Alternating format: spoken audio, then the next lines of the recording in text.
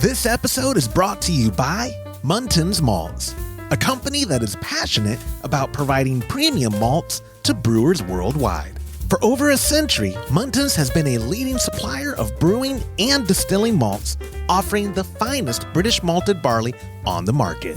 You can experience the difference Muntins offers by joining a recipe receiving tier of our Trub Club, because every kit that ships out now includes premium Muntins malt. You know, we've known the Muntins crew for a long time, and I can tell you, friend, you're going to love brewing with their grains. Ask your local supply shop to carry Muntins malts, or homebrewers can join our Trub Club at homebrewhappyhour.com/club, be a part of the community, and come brew with us. Thank you, Muntins, for supporting our efforts and homebrewers worldwide.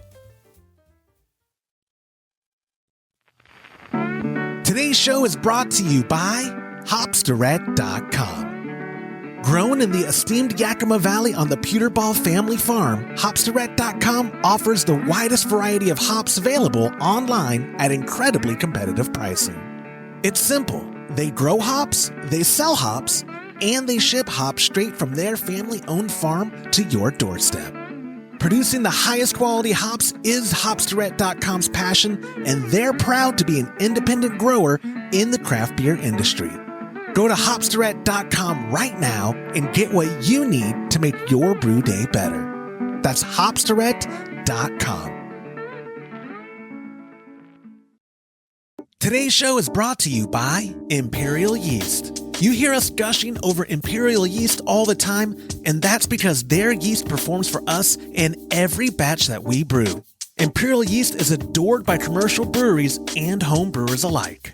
Their pitch-right pouches are jam-packed with over 200 billion fresh yeast cells, guaranteed to deliver flawless, fast fermentations every time. Imperial Yeast strains are grown by a team of pro brewers and home brewers who live to help other brewers learn more and ferment better. Join any recipe receiving tier of our Trub Club and get a free upgrade to premium Imperial Yeast with every recipe kit that ships out to you. Learn more at homebrewhappyhour.com/club and come brew with us.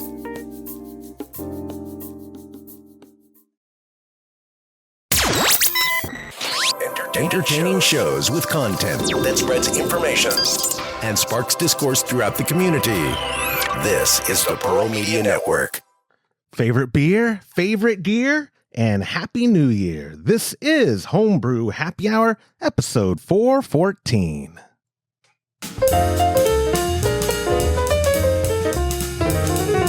It's always something. Hello, friends, and welcome back to another episode of the Homebrew Happy Hour. This is the show where most of the time we supply the answers to your homebrewing questions and talk all things related to craft beer. Today's not that episode. We're kind of doing a recap of whatever.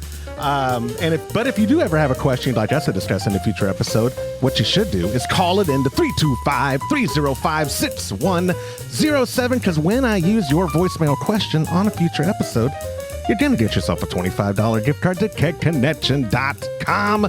I am one of your hosts, Joshua Stubing, joined as always by the Director of Operations at cmbecker.com right over there, Mr. James Carlson, and the Chief Keg Washer, Resident Pro, Draft Beer Extraordinaire, Mr. Todd Burns. Let me unmute y'all. Gentlemen, Happy New Year. This is the New Year episode. Happy New Year. It is... Happy New Year. It's publishing on Thursday, so it is like, despite... I gotta fade this out. My iPad is still in Todd's office. I'll get that when I come up later. But yeah, you said that a couple. I've said that a couple times. I have. That's true. Well, that will the show will be back to normal in some capacity when I get that. I think you cleaned it off. Oh no, it's still. It has your lick. It's still got my giant smudge on there. That's you can so see. Oh, there you go. See, that's so disgusting. You're the worst, man. It's so bad. Like you don't know what was on that screen before you licked it either. You just went. I don't care.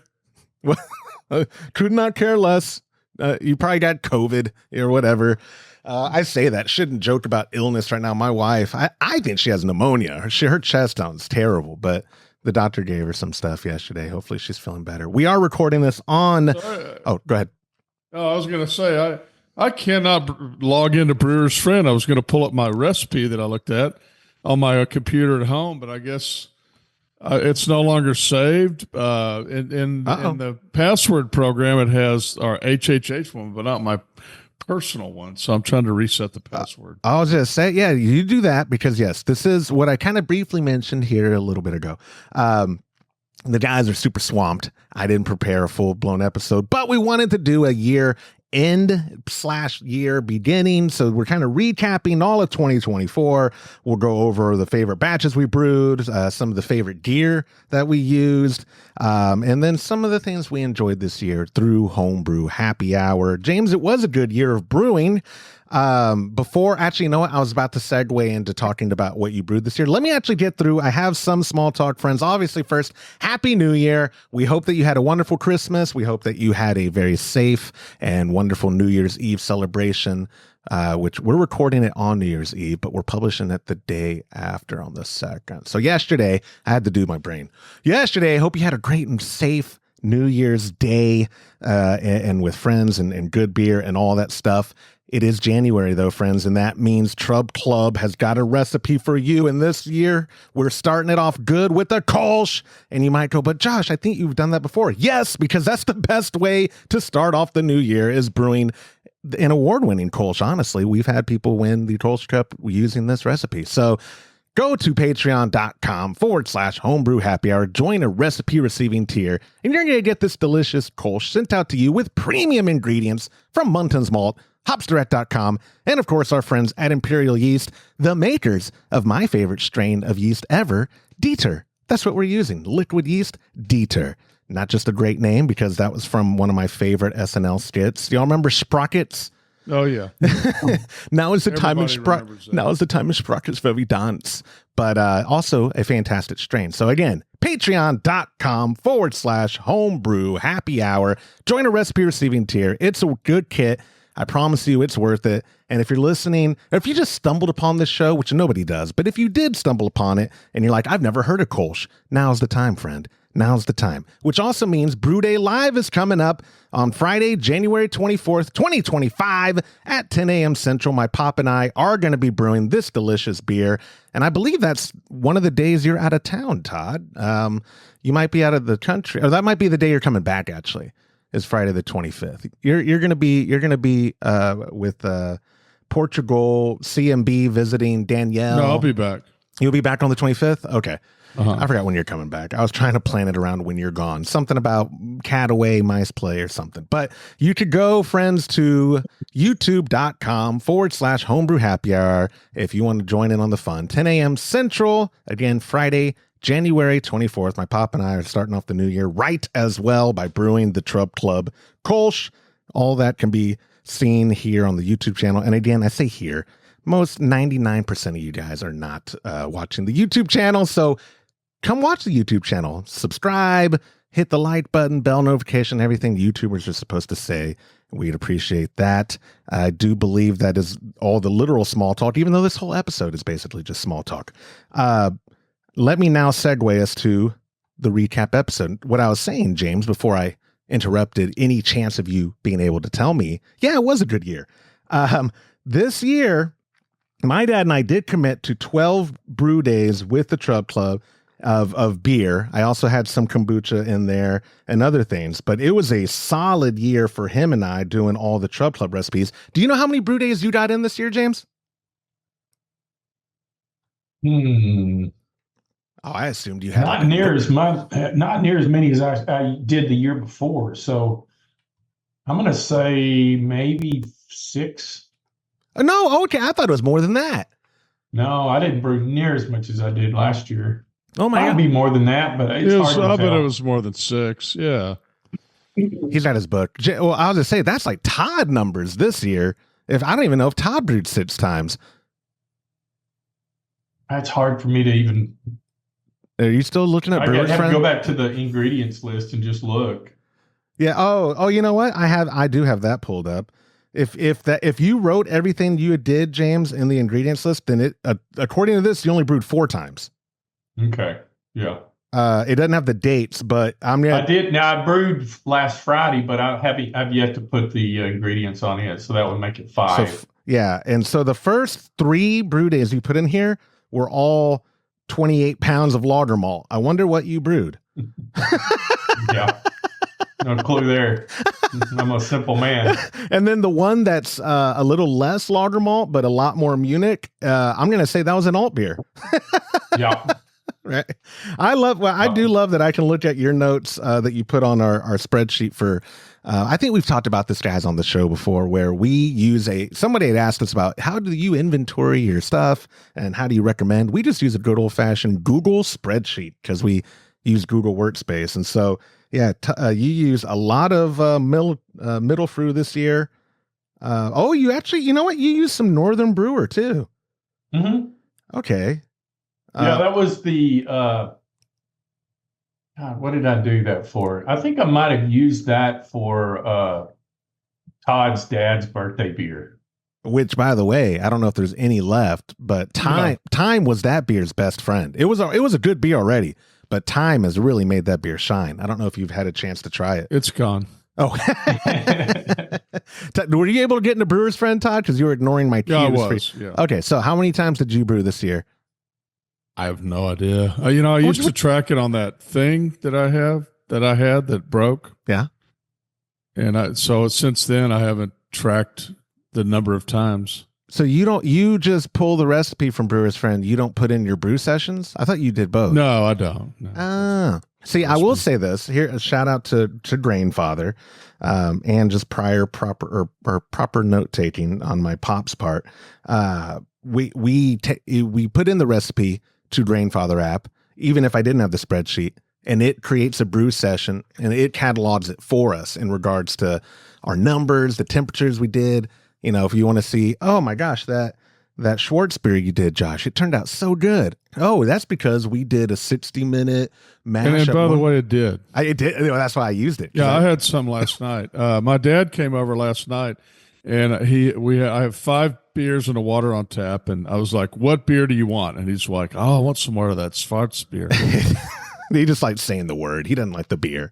The Schwartz beer. I see you. Actually, I think he said, I think I'll have some more of that Swarty. Yeah, that's Swarly beer. Every time you say Schwartz beer, it reminds me of Spaceballs. Me too. Yeah. Yeah, the Schwartz be with you. Yeah. I see your Schwartz is bigger than mine. Yeah, I see you have the ring, and your Schwartz is as big as mine. Yeah. My friends talk about that movie all the time. I don't think I've ever seen it. Yeah, you have. Come on. Mel Brooks. It's on Amazon Prime right now. I've seen almost all Mel Brooks movies, but I don't think I've seen that one. It might be one of my favorites. No, I've never seen it. I mean, obviously Blazing Saddles is the best. Blazing Saddles is my favorite. Yeah. Hilarious. But Spaceballs you can comfortably watch with anybody in 2024 or now 2025. Like you don't have to preface Spaceballs at all. Blazing Saddles are like, oh, it's funny, but don't think of me. But it'd never be made now. Yeah, of course not. No, they could. I rewatched some episodes of The Office, James, and I'm like, oh my God, I forget how wild 2006 was or what. Like they couldn't do some of those episodes today. But so I'm going to go. Let me see if I could get this pad working right. If it's the right, I'm giving myself an award right now. I was the most diverse brewer of 2024 of our crowd. You were. You know what? I have to say that I'm very proud of the fact that you brewed a lot of different beers, and I really enjoyed them. Like if you had just brewed 12 sessions of Kolsch, I would probably be sick of Kolsch by now. You'd be pissed. So. You'd be like, I'm calling Muntins and telling them to stop sending us grain. Sound like pills? Right. But if you had done 12 of them, James. So let me start off with what the Trub Club did, because there was 2 recipes this year that we didn't follow the Trub Club. January, the Trub Club did the Bob Toots Cream Ale. In February, they did a Kolsch. In March, they did a Sierra Nevada Pale Ale. In April, they did the English Brown Ale. In May, they did the Mosaic Smash IPA. In June, the Dusseldorf Alt Beer. In July, the Summer Nights Grapefruit Pale. In August, Todd's ESB. September was a Schwarzbier. October was the Celebration Ale clone from Sierra Nevada. November was a Melt Stout. And December, we just wrapped up with an English Mild. Which, by the way, the episode, if you're watching this live right now, those went out today, the day that you're listening to this, the second, the English Mild. So they haven't brewed it yet, but they're going to brew it soon. My pop and I, in January of last year, didn't do the cream ale. We did a Kolsch. And then in February, I think we did a Kolsch again. And then we did an alt beer, pardon me, in January. And then we did the Kolsch in February. And then we didn't do the malt stout. We did the breakfast stout, which I'd say, Todd, that also turned out well, not to just toot my own horn. I'm happy. Yeah, I had some of that last night too. I only had a very small glass of it because it will knock your socks off. But I had to try it last night. So I every night if I'm having a beer, I will get a little one of those, maybe 5 ounces. Yeah. And sip on that for a little bit. It's very good, but it's like 8% alcohol. It is right at 8. Yeah, it's like 7.9. I would say, surprisingly, or might be surprising, maybe to my pop who listens to every episode, of all the beer my dad and I brewed this year, my favorite, how it turned out, and we have some on tap at his house now, has to be the ESB. That was my absolute favorite of our beer that we brewed. It just turned out super crispy. There's no detectable flaws in most of these beers. There hasn't been either, but I've been able to maybe be like, oh no, it's not exactly what I wanted from it. And then our Kolsch that we did earlier in the year is a very close second because I let that timed out till September before we tapped it. I think it was September. And time, James, is a Kolsch's best friend. I don't know if you know that. Yeah. I'm not very good at that. But yeah, well, and I didn't try all yours this year, but I'm going to just inject myself and say that birthday pills was your best batch of this year. You can tell me whatever your favorite one was, but that beer, when I tried it, I don't know, a month ago at the barn, oh my God. Oh, so good. It turned out. Just need to mellow out. Well, and I don't even remember, I don't remember not being good. Now it mellowed out to a point of just, perfection in regards to like, it has that great crispy lager finish. It's it's balanced. That's all you can ask for in a pills. What was your favorite batch though that you brewed? I don't know, man. They all blur together. The alt beer. The old beer wasn't bad. Oh man, no. I would say any of the pills. I'm kind of, the older I get, the more I like a certain style, and just a standard pills, just a base pills recipe for me. That's all I want. I mean, I'm happy. I'm comfortable with that. That's like a pair of old sneakers. You just get used to it. Yeah. It's what you like, and it's one of my best things to do is, if I have it on tap, is when I get home from work and sit out on the porch and have a glass of pills. It's just, to me, it's everything. That's very German of you, because that's exactly what they do too. Like, and they do. Yeah, it's a comfort blanket. It just makes me feel good, and it tastes good. And I guess maybe I'm not the best home brewer because I really, that's all I really want to brew now. That's what I like. And hey, there's nothing wrong. If it wasn't for Trub Club and me, conning my pop into brewing the recipes, we would have had a lot more or a lot less diversity on tap this year, because I'm with you where like you said, I don't think it's a detriment. I think you find what you like. I go to the same Mexican restaurant that I've been going to in San Marcos for 15, 17 years. And I've never changed my order, but maybe 6 times in 15 or 17 years. Yeah. I get the same thing every time. You know why? Because it's good. That's exactly right. In fact, you know what, and I would never do this, but if I did have a brew pub, I would be probably the worst one in America, because I would just have one beer. I'd just have one beer. That's kind of like the slow pour pills in Denver. Oh yeah, and they were packed to the gills and just had one beer.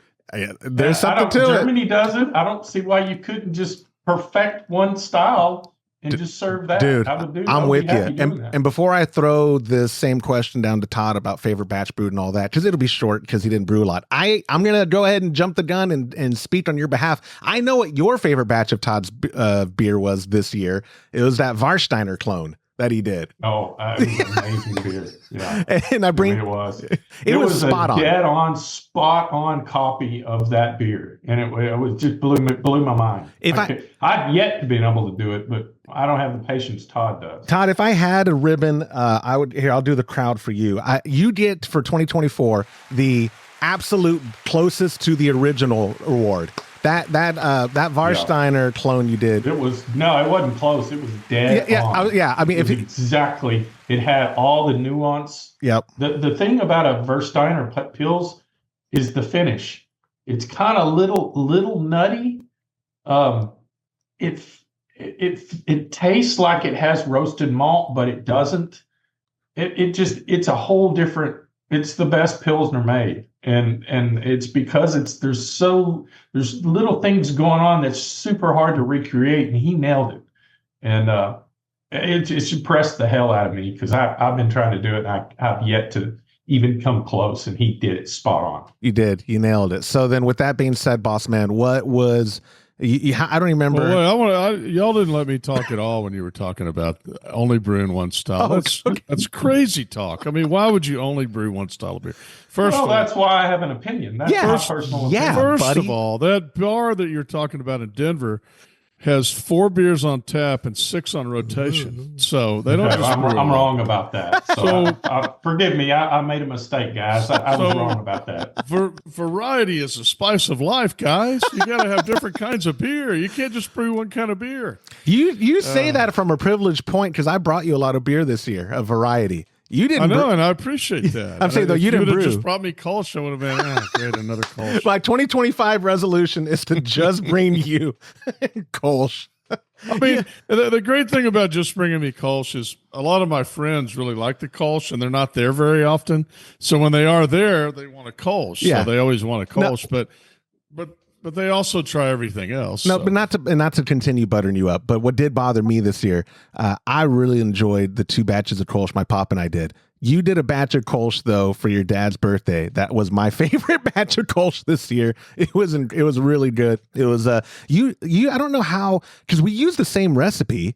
But you nail the color better, where it's more pale, and that to me, I don't know if it's a mental perception. When I drink a pale Kolsch, it adds that kind of straw. You know that Kolschy finish. That That or I remember drinking yours at the party and being like, "Son of a gun," because you turned it around in like 3 weeks, maybe 3. I don't even think it was 3 weeks. What was the turnaround on that Kolsch? I don't remember. Yeah, it was quick, and I think that was one too that you had fermentation issues, like the fermenter either got too cold or it stopped and got warm. Wasn't that bad? You have a lot better memory of my brewing than I do. Yeah. Yes. One of us has to write. You don't remember you having issues with the glycol on one of your batches? I could have sworn. I just remember I was like, I brewed another batch of Kolsch. Yeah. Boring. I'm going to guess that you brewed, if James brewed 5 or 6, I think you barely brewed 4. I don't remember. You think? I don't know. When's the last time you brewed? May? I don't remember. When was your dad's birthday? It's September. Okay, so 17th. So you may have brewed in August. That Kolsch. Okay. I thought that Kolsch was a quick turnaround. And yeah, it may have been. I don't remember. And that's the only batch I remember you specifically brewing for it. James did the birthday pills. I brought not specific. I'm very good at writing down everything and putting it on the label and putting it on the menu, but I don't keep it like for eternity. I think your resolution though should be better note taking. Well, but I do change the recipe every time. If I do anything different on the recipe, I change that. But I mean, I haven't changed anything on that recipe because we've been brewing that one for years. Yeah. Again, I will. So I get what you're saying. Before I throw you under the bus, if you were to make it like whatever you go into Brewers Fern right now, that is the last version of that recipe that you brewed every time. Like and a lot of times it hasn't changed. I mean, if I don't change it, then I wouldn't necessarily make any notes or do a brew session. I'm just brewing the same recipe that I've brewed, like that Kolsch. How many times have we brewed that Kolsch recipe? I mean, a lot of times. Oh, right? A ton. A million. And I haven't changed the recipe probably the last 5 times I brewed it. So there's nothing to make note of, really. I'm making a New Year's resolution for you. Better note taking for your brew days. Like we have listeners. I do brew note taking though. I do all the note taking, and then I make the label out with original gravity, final gravity. You're saying your note taking is on the keg label. That got you. Okay, I was confused. I was like, why didn't you bring the notes? They're on your keg. Everything from the brew. I do have notes on my favorite beer because it's the only time I've brewed it, and all the notes are on there. Gotcha. Okay, what was it? So the Main German Pilsner. I mean, I enjoyed brewing that. I think it was unique in that I basically just read a whole lot about how people were doing it. And I did some things I've never done before. Like I actually did a step mash, which I never do. And so I did a protein rest at 131 for 10 minutes, a mash step at 144 for 40 minutes, a mash step at 160 for 30 minutes. And then I can't actually pronounce the last thing I did. Saccharification, and mash out at 168 for 20 minutes. Anybody care to pronounce it? No, but that's a heck of a mash. Oh my God. I'm not good at math. That's a 3 hour mash, 4 hour mash. Oh, I don't know about the time. Yeah. It's, you kept saying, 40, 60 here, 40 here. Yeah. It's an hour and a half. Yeah. Yeah. Okay. So not too much longer. I will, my pop and I, the Grainfather on a lot of styles recommended mashing out, which would bump it up to like from 149 for the 60 and then up to like 167 for 10. That's made a difference, I've found in our batches. I like it. It almost makes... the other thing I did was on the minerals, I did 15 grams of gypsum and 20 grams of calcium chloride, which, you got to keep in mind that's for a 17 and a half gallon batch. So I probably actually used more minerals than that because when I do that, I usually do double because I feel, I end up filling both sides of it with that. Yeah. So when I do the mash out, it's got that same profile on the water. I will say, not mash out. I mean, when I do the sparge. When you do the sparge. Yeah. No, I know what you meant. That reminds me, we have that video of y'all doing the cooler brew and you accidentally call the strike water the sparge water. For the mash, and I've corrected it in the description, all that, but it's all water. I know. When people comment, though, it's like they don't read the description before they comment. They'll be like, "Oh, got him at minute whatever, you idiot!" Like, okay, thank you for watching. I mean that's YouTube comments. I think. And I think the idiot comment is, that was established many, many years ago. Yeah. That's not a new thing. When I've shown you some horrible things people have said about me, and your first reply is always, "Are they wrong?" Exactly. That's always been your go-to reply. For 2024, James, again, I know you and Todd specifically, this isn't derogatory. Y'all are old dogs, no new tricks in regards to we know what we brew on what we brew. But did you have any favorite gear you'd recommend to our listeners, James, for like on 2024, anything that sticks out where you're like, you know what? I'm glad I used that, even if it's something from old, and I'd like to recommend it, and I think everyone should be using this, and here's why. Can you think of any piece of gear that's not the brow tag? That's the only thing I use. Yeah, no, that's what I know. That's what. Yeah, that's a pretty hard question. Probably a splending valve for pressure fermentation. There you go. That is actually a good one because I've been doing that for years. Yeah, so you're right. New. It is nothing new in your. Yeah. How long have you had that spike one though? A couple years. Idea. More than a year, though. Oh, certainly. Yeah, They sent him the PRV. I want to say in 2022, maybe even 2021. Yeah. It was whenever it was brand new. They sent it to him. Man, that thing was going when I walked in yesterday morning. Is it still going pretty good? Yeah, it's still finishing out. So it's probably going to need to be in there. I won't be able to cold crash it for at least until maybe Thursday or Friday. Okay. All right, so you have it for the weekend. When this publishes, James is going to have a fresh keg. That's a good feeling. No, because it's still pretty. It's still pretty cloudy, so I'm gonna let it kind of clear out. I gotta get you more harvest. I put a note on my computer. You need more. When you give me a beer now, I usually let it set for about a month. It seems like it makes a difference to me. Time is most beers' best friend. And I say most beers. If you're listening to this and all you brew is IPAs, time is not an IPA's best friend. But if you're brewing German beers like a Kolsch or an Alt or a Pils, time is usually its best friend. Even if it's fantastic when it's green, give it a month and time will be its best friend.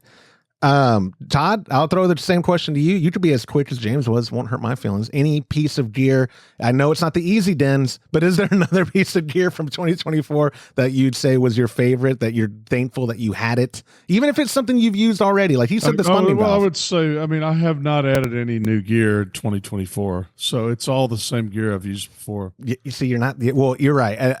My answer is going to be more on the serving side. So you could think of things on the serving side too, if you know where I'm going with what I'm going to say. Because you did add something, and I brought you a keg with it. My absolute favorite piece of gear for 2024 was Tron's Float It 2.0. That's my absolute favorite. You have a couple of my kegs with them on it. Right. We did a short video on our YouTube Shorts of you doing your own with your Kolsch, where we went right when it was kegged and it was a little cloudy, and then we just immediately put on the Float It, and then it cleared it up pretty freaking good. I think that's a good testament to it. And I don't think the ones you brought me last time had it. Maybe one of them had it in there, but I actually the Celebration does on all the. Oh, it does. Okay, so maybe that's the one I didn't. On all those, every one of those kegs y'all brought me, I transferred them to a different keg before I carbonated them. You told me you do that before. When I don't give you one with the Float It, you told me you do that before, because I always undercarb your beer because you're the most fickle about carbonation levels. That's not a bad thing. You just are. And you don't want to force carb it if there's sediment at all and stir it up and then have to wait again. So you've told me before, you always transfer. That doesn't hurt my feelings either. But I can't imagine you transferred if you saw the Float It dip tube lid on. I don't know if I saw it, but you I could have. don't remember. Yeah, it wouldn't hurt my feelings, but I want that lid back. For what lid? Yeah, exactly. What lid? I'm gonna come back. My iPad will be missing, and my Float Its will be gone. Be like, sorry, dude. I don't know what you're talking about. Sorry. But yes, I will put it in the show. I'm gonna use your iPad as a Float It, actually. Oh, Josh, I didn't realize the iPad minis weren't waterproof. Oops. To prove that one of his devices was waterproof, James, when I questioned it, was it your phone or was it your Bluetooth speaker that you just tossed? It was a Bluetooth speaker. It was that Bose Bluetooth speaker. It's expensive. You and my dad were both like, I don't know. I wouldn't trust it being waterproof. I was going to say, you said it's waterproof, and I go, I think there's a difference between and before I could finish the word water resistant, he grabs it and throw it in the pool. Chunked it in the pool, not just a toss. He chunks it in the pool. Yeah, I have one the same way. I mean, it's waterproof. You can throw it in. We used to take it floating down the Frio, and you literally throw it would float too. What a phenomenal piece of gear, because I was freaking out, because I know if it had broken, he would have been like, oh, I guess I'm wrong, and not cared. I would have cared more about the stain I didn't pay money for. But I know I read I read the instructions. It said it was waterproof. Oh, okay. Up to 5 meters or something. Okay, whatever. Anyway, though, I'll wrap up this part of it and then we'll wrap up the show. I will say, I'll put it in the show notes, guys. Tron's Float It 2.0 is a game changer, especially if you keg, which if you're not kegging, make that your resolution for 2025 because it's worth it. You can go to kegconnection.com, get some sweet deals on kegs. When you use the promo code HHH, get 5% off your order, yada, yada, yada. That includes the Float It. But I'm extremely excited for the new year to be brewing, to be using more Float Its, and to see what other gear comes out. With that being said, I want to just briefly mention, if you thought of any, your favorite things podcast related for the year. Be very short. I'll start it. Going to Denver, even though the homebrew part of Great American Beer Festival was lackluster, I don't have to convince James of that. The entire event, though, was incredible. It was a ton of fun. Denver's a fun city. That breakfast joint that we found was awesome. I had a really good time there. For everything that I did for Homebrew Happy Hour, Brew Day Live and Great American Beer Festival are tied for number one for my favorite things of this year. Todd, do you have any favorite things that we did or that you did Homebrew Happy Hour related? I enjoyed paying for y'all to go to Denver this year. Yeah, I knew your answer would be short. You gave me the Homebrew Happy Hour card because I could tell y'all had fun. I mean, that's good. It was good. I enjoyed driving. I was going to go, but I ended up. I had a hunting trip where I was actually in Denver, but it was just a lot. We did pass you. We didn't see you. but at some point on our way home, you and your caravan passed us. It worked out good. I kind of held the fort down here, and y'all didn't have to worry about that stuff so much. So, and James, we're glad too, because it was fun. It was fun to hit the road. It was fun to go to that cheesy steakhouse. What is it called? Had the worst beer I think I've ever had. Oh, their beer was terrible. And they brew it there. It was an extract. You could tell it was an extract. It was oxidized. But getting into Denver and going to the convention and the restaurant and all the other places, it was a lot of fun. Going to the Air and Space Museum or Wings Over the Rockies. And then I think we went to a museum, a natural history museum. We did. It was cool. It was a fun trip. Denver, if y'all have never been, friends and family listening to the show, Denver I wouldn't say it's underrated. I think most people say it's good. Not to digress too much. Yeah, it's a fun city. I've always enjoyed going to Denver. I mean, if I have to go, if I remember one year, every single trade show was in Denver. Like there were 4 of them in Denver, 3 or 4 of them in Denver. And I was like, wow, they really need to go somewhere else. But, I like to go there. I like to try to go there every year. I always enjoy going to Denver. Or like 2024, it seemed like every trade show was in Vegas. Vegas. Oh, and I've been to Vegas a million times. Vegas was don't get me wrong. I had fun. I went twice. My pop went both times. I bet your favorite moment of 2024 was the Vegas tour from Scott Stubing. I bet that was your favorent part of 2024. It was. I got a lot of information about places I had walked on many, many times and didn't know. I know. About. He's a good tour gude where you'll be like, do you see in the back there, you see that McDonald's sign? So in 1974, that used to be I wish they would do like I don't know if they'll even do HomebrewCon this year, but it would be nice to do like they haven't done a convention in Austin forever because that last one got canceled, and I remember the one before that. I think it was a Craft Brewers Conference. God, we were like just starting Keg Connection. It was a long time ago. Yeah. And it'd be nice to see, and I'd love for them to do one in Portland or Seattle. It's still such a great beer hub and kind of just a cool place to visit. And there's other places too. Chicago. It would be hard to do one, I think, in New York because the convention centers are just so expensive. But yeah, there's a lot of places to be. Chicago's got a great beer scene. It's CBC is in Indianapolis, so the good thing for CBC being there, no distractions. So they're going to get everyone who goes there for the show to actually go to the show. In Vegas, I heard a lot of the sessions were empty because people party too hard because it was in Vegas. What do you expect people to do when you have a conference in Vegas? I'll make a 2025 prediction, Todd. AHA is going to restructure, maybe even dissolve, and HomebrewCon, as we know it, is going to be dead for a little while. It'll be dormant at best. You think so? I do. Yeah, I think so. I don't want to end the show on a Debbie Downer. HomebrewCon. I do too. And it wasn't even HomebrewCon. The 2024 Homebrew HQ. It was Homebrew headquarters. Homebrew HQ. Yep. Well, I am insistent too of keeping that separate. That is not HomebrewCon. San Diego was the last true HomebrewCon, and I think that we'll have for a while. Maybe we'll have regional ones, like where maybe some people in Austin, Todd, because Austin is still a pretty strong beer scene. Maybe they'll host something in other beer cities. I think it is difficult. I mean, I think that it got to the point where the attendance fell. And the participation, particularly, I think, from vendors fell. So they just didn't have the income. The only way they could keep it going would be to significantly raise the price of attendance. And there's another trade show, I won't mention the name of it, but there's another trade show that I used to go to. And I looked at going this year. And it's a very small trade show, but it's got a group of people that are great in the industry, like people that you'd like to see and talk to in the industry. So I really wanted to go to it this year. I looked at the price of joining for the year. It was like almost $1,000.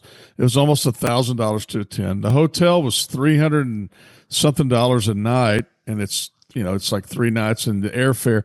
By the time I was done, it was $4,000 or $5,000 to attend one show for one person. For one person. And I said, you know what? I'm not going to see a return on that. Yep. And it's just not feasible for me to attend anymore. They've priced themselves out of the market. And I fear that, the same thing could be true of HomebrewCon. If they don't have the vendor sponsor part of it, then they just get to the point where they'd have to charge so much. I mean, I think the best way to do it, like you said, is to do it in a smaller venue, not spend as much money, and just have a community there. I mean, you don't have to have these extravagant things every night. You could just do the home brewer. Yeah. What is it called when there's a specific name for club it? night? Club night. Yeah. Sorry. Yeah. Club Yeah. night. I mean, club night is not really expensive to do. Right. Just maybe make it smaller, or not smaller, but less expensive to produce.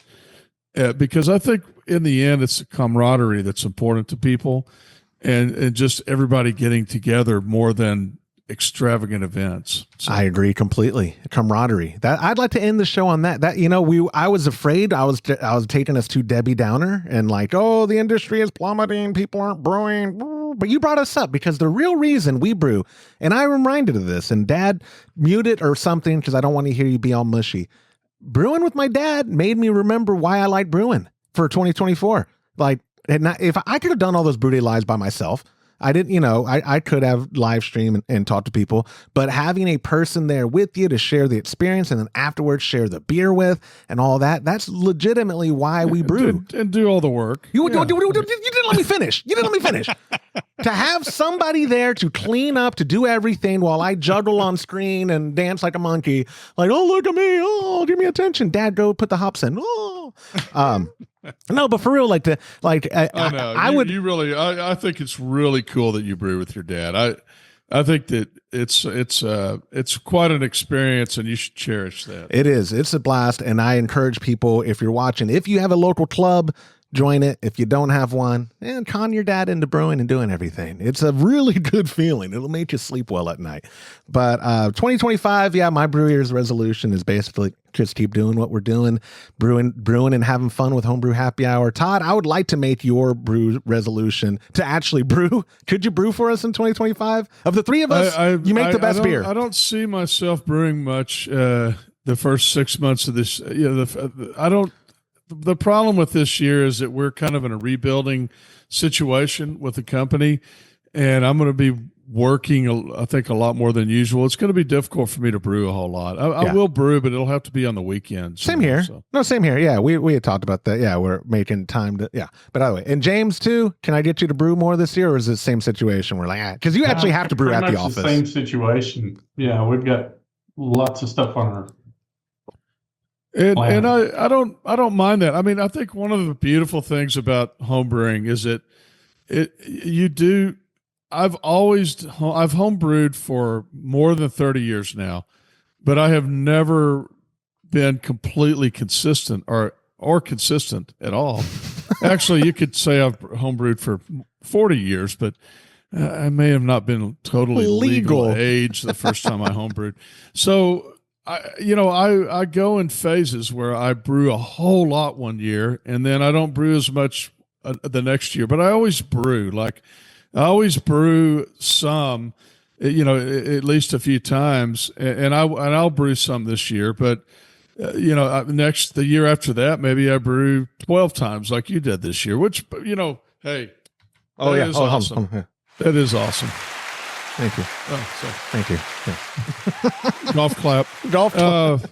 So, I think it is awesome that you've been able to do that this year and do it with your dad, and hats off to you. And because you get the ingredients, you always give me a keg of beer.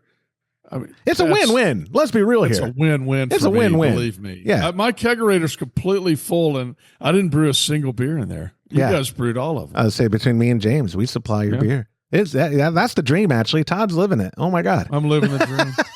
Well, guys, I do enjoy brewing though. I miss having a good, nice brew session. I'm going to try to do one soon. So, well, hopefully give me a heads up on that, because maybe we'll try to work you in on a weekend brew day live or something for 2025. Okay. Which final reminder, guys, January 24th, which is a Friday at 10 a.m. Central. Come join at youtube.com/homebrew happy hour. My pop and I are brewing a Kolsch. That's all I've got for this week, guys. Well, I do want to mention one thing. One of the things you talked about was that you brew on Fridays and you're going to switch over to Saturdays. I think you're going to get do a lot better with that because people are home. people work on Fridays. I don't know if you realize that, but a lot of people work on Fridays. Say what? Yeah. No, I think it'll be good. I think you'll get a lot of. I think it'll be exciting for people because they're home. Oh yeah, they're not distracted. I think it'll be good. No, moving to Saturday is very absolutely to borrow a line from George W. It's strategery, right? There will be more people probably able to watch than at 10 a.m. Central on a Friday, which is 8 a.m. Pacific and 11 a.m. Eastern. Where if they are at the office, which we have plenty of people in the office, they tell me they have their phone like this and they're just watching it on their desk. Oh, really? Okay. Yeah. So they're not working, actually. Yeah. I have my other laptop next to me, and when you send me the emails, what are you doing? And I ignore you right there live on the live stream. I mean, it's like a normal day. Well, I know you were trying to say bye. I do want to say Happy New Year to everyone. Happy New Year. And hopefully we'll have a really good 2025. Let's all shoot for 2025. That's the plan, guys. Obviously, it's not actually New Year. Y'all be safe tonight on New Year's Eve. I don't know what y'all's plans are, but y'all be safe. I'm going to mount the couch. Okay. And I'll be perfectly safe. Not me. I'm going partying in Austin. We're going to do fireworks at my folks, and my kids have determined to stay up all the way to midnight. So I'm going to probably take a thing of whiskey and drink that and breakfast out tonight. So y'all pray for my wife. You're not driving. I hope your daughter's driving again. We're going to teach 14-year-old Elizabeth how to drive. So that's the end of the show. So y'all have a great New Year, guys. I'll see y'all later this week when I come up. Happy New Year. Happy New Year. And that will do it for this episode of the Homebrew Happy Hour. If you have a question you'd like for us to discuss on a future episode, you could email joshua@homebrewhappyhour.com. You could go to homebrewhappyhour.com and use the submit a question link at the top of the page. But no, what you're going to do is call it in to 325-305-6107. Leave me a voicemail. I need them. I'll play them on the show. You get a gift card to Cat Connection. Life is good. Everybody wins.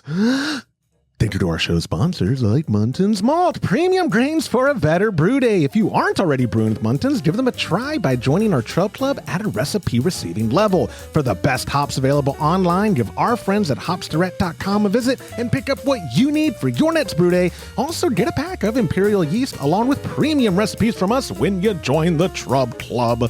Go to patreon.com/homebrew happy hour and come brew with us. On behalf of Todd Burns, James Carlson, and the Pearl Media Network, I'm Joshua Stubing. Thanks for listening.